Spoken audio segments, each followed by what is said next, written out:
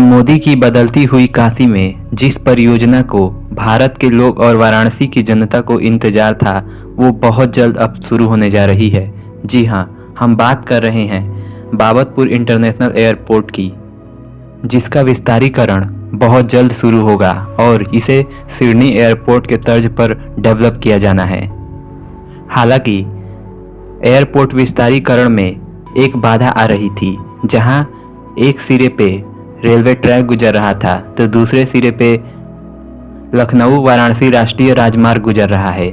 आपको बता दें कि रेलवे ट्रैक को स्थानांतरित करना ये चुनौती है, तो वहीं NHAI ने और एयरपोर्ट अथॉरिटी के बीच एक प्लान बना, जिससे ये डिसाइड हुआ कि हाईवे को टनल से गुजारा जाएगा और टनल के ऊपर एयरपोर्ट का रनवे होगा।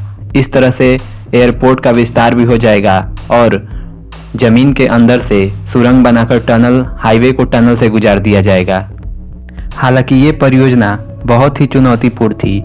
हालांकि इससे पहले दुनिया में 3 देश के एयरपोर्ट ऐसे हैं जहां से हाईवे को टनल से गुजारा जाता है और अब भारत में ये पहला एयरपोर्ट होगा जिसका हाईवे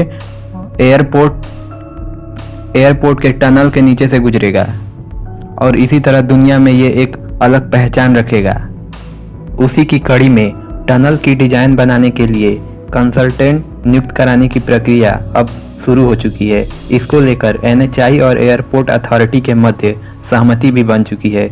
ये परियोजना इसीलिए भी महत्वपूर्ण है क्योंकि वाराणसी एयरपोर्ट का विस्तारीकरण होना है। एयरपोर्ट का चारदीवारी को तोड़कर रनवे का विस्तार दिया जाना है।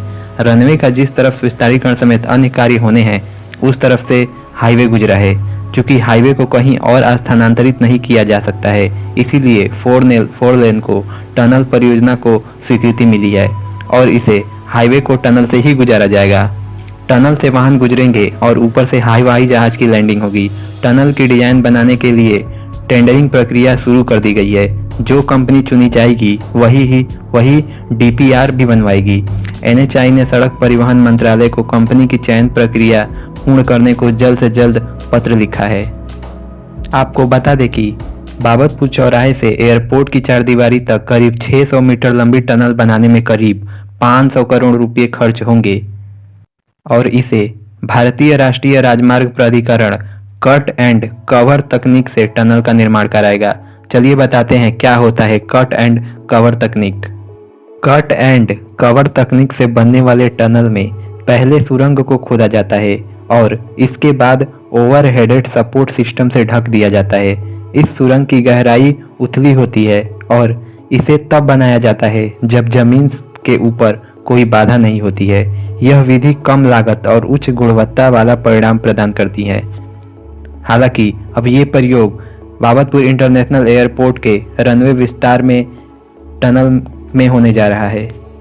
मिलाकर लाल बहादुर शास्त्री इंटरनेशनल एयरपोर्ट का विस्तारीकरण होने के बाद और टनल बनने के बाद ये पूर्वांचल और देश और दुनिया में एक अलग पहचान रखेगा और इसे लोग जान पाएंगे इस एयरपोर्ट के बारे में।